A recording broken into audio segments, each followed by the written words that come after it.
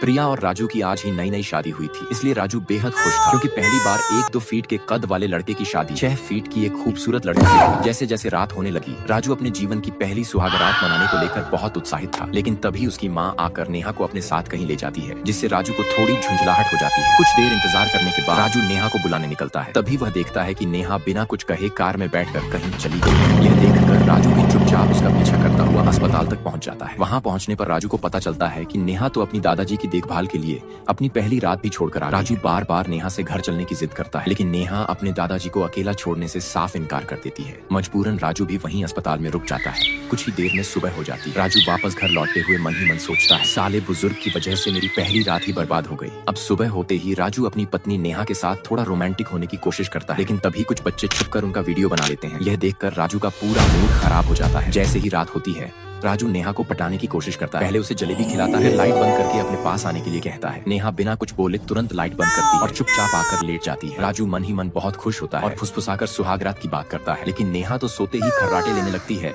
इस वजह से जब से राजू की शादी हुई थी, वह एक रात भी चैन की नींद नहीं सो पाया था। हर रात नेहा जैसे ही बिस्तर पर आती, जोरदार खर्राटों की मशीन चालू हो जाती और बेचारा राजू किसी कार्टून की तरह चुपचाप करवटें बदलते हुए सो जाता। एक रात राजू का दोस्त उसे कॉल करता है और पूछता है, अब तक तूने नेहा के साथ एक बार भी लूडो खेला या नहीं। इस पर राजू नेहा के खर्राटों की आवाज उसे फोन पर सुनवा देता है। आवाज सुनते ही दोस्त बोलता है, लगता है आज तो कुछ हुआ है। तभी भाभी इतनी गहरी नींद में है। ये सुनकर राजू को गुस्सा आ जाता है और वह दोस्त को गाली देकर फोन काट देता है। उधर जब राजू का पूरा परिवार डिनर कर रहा होता है, तो सब लोग राजू और नेहा के हनीमून ट्रिप के लिए दुबई जाने की बात करने लगते हैं। ये सुनकर राजू मन ही मन सोचता है, यहाँ तो अब तक कुछ भी नहीं हुआ और वहाँ दुबई में क्या गाड़ पाऊंगा। अगले दिन सुबह जब नेहा बाथरूम में नहा रही होती है, तब राजू उसे देखने की कोशिश करते हुए धीरे धीरे नेहा नेहा पुकारने लगता है। नेहा अंदर से जवाब देती है, मेरे बैग में मेरी ड्रेस है, जरा निकाल दो। राजू ये सुनकर बहुत खुश हो जाता है और झट से बैग खोलता है, लेकिन जैसे ही बैग खोलता है, उसमें सुरक्षा का सामान देखकर राजू की वहाँ पर एकदम पोपट हो जाती है। अब राजू बहुत खुश होकर नेहा के साथ थोड़ी रोमांटिक बातें करने के लिए सुबह सुबह उसे बुलाने लगता है, लेकिन उस वक्त नेहा नहा रही होती है, इसलिए वह राजू से कहती है, मेरे बैग में रखा हुआ ड्रेस निकाल कर दे दो। ये सुनकर राजू मन ही मन बहुत खुश हो जाता है और बैग खोलकर ड्रेस निकालने लगता है। तभी उसे बैग में एक सैनिटरी पैड का पैकेट दिखता है, जिससे उसे समझ आ जाता है कि अब अगले 7 दिनों तक वह नेहा को हाथ भी नहीं लगा पाएगा। अब राजू हर रात एक एक करके पूरे 7 दिन तक इंतजार करता है कि कब यह समय खत्म हो और वह नेहा के साथ लूडो खेल पाए। फिर जब आखिरी दिन आता है, तो राजू का दोस्त उसे सलाह देता है, अगर आज रात भी नेहा चुपचाप सो जाए, तो तू उसके सोने के बाद बस हल्के से एक किस करके अपने मन को तसल्ली दे दे। राजू अपने दोस्त की बात सुनता है और उसी रात जैसे ही नेहा गहरी नींद में चली जाती है, वह धीरे धीरे उसके पास जाकर उसे किस कर देता है। लेकिन तभी नेहा की नींद खुल जाती है और वह देखती है कि राजू ने उसे चूम लिया है। यह देख नेहा बहुत गुस्से में आ जाती है और राजू को खरी खोटी सुनाने लगती है। वह कहती है, मेरी अनुमति के बिना तुम्हारी हिम्मत कैसे हुई मुझे छूने की। राजू जवाब देता है, मैं तुम्हारा पति हूँ,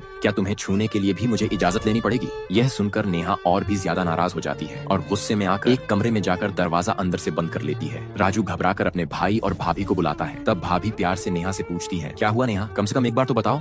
लेकिन नेहा बिना कुछ कहे गुस्से में अपना सामान उठाती है और चुपचाप राजू को छोड़कर अपने मायके चली जाती है। अब राजू एक छोटी सी किस की वजह से नेहा के चले जाने की बात सोच सोच कर पूरी तरह से उदास हो जाता है। राजू ने अपनी पत्नी नेहा को सिर्फ एक बार किस किया था, लेकिन इस बात पर नेहा गुस्से में आकर राजू को बुरा भला कहती है और उसे छोड़कर चली जाती है। तभी से राजू उस एक किस की बात को लेकर बार बार सोचते सोचते पूरी तरह से टूट चुका था। इसी बीच एक दिन मालविका नाम की एक लड़की राजू के पास आती है और कहती है, मैं तुमसे बहुत प्यार करती हूँ। यह सुनकर राजू थोड़ी खुशी महसूस करता है, क्योंकि अभी हाल ही में नेहा ने उसे छोड़ दिया था, इसलिए वह मालविका के प्रपोजल को स्वीकार कर लेता है। असल में मालविका बचपन में राजू की स्कूल फ्रेंड हुआ करती थी। वह राजू को पुराने स्कूल में लेकर जाती है, जहाँ दोनों मिलकर बचपन की सारी यादों को ताजा करते हैं। उन पलों को याद करते हुए राजू भावुक हो जाता है और धीरे धीरे मालविका को दिल से चाहने लगता है। लेकिन एक दिन राजू को मालविका पर कुछ शक होने लगता है। वह जानबूझकर मालविका को एक ऐसा अंगूठी पहनाता है जिसमें वॉइस रिकॉर्डिंग की सुविधा होती है। अब राजू अपने घर पर उस अंगूठी से मालविका की सारी बातें सुनता है। तभी उसे सच्चाई का पता चलता है कि मालविका एक चालाक और लालची लड़की है, जो राजू की सारी जायदाद हड़पने की साजिश रच रही थी। ये सारी बातें सुनने के बाद राजू अब और चुप नहीं रहता। अगली ही सुबह वह अपने बड़े डॉन भाई को साथ लेकर मालविका के पास जाता है और उसकी जमकर धुनाई कर देता है। नेक्स्ट पार्ट के लिए चैनल को सब्सक्राइब कर दीजिए।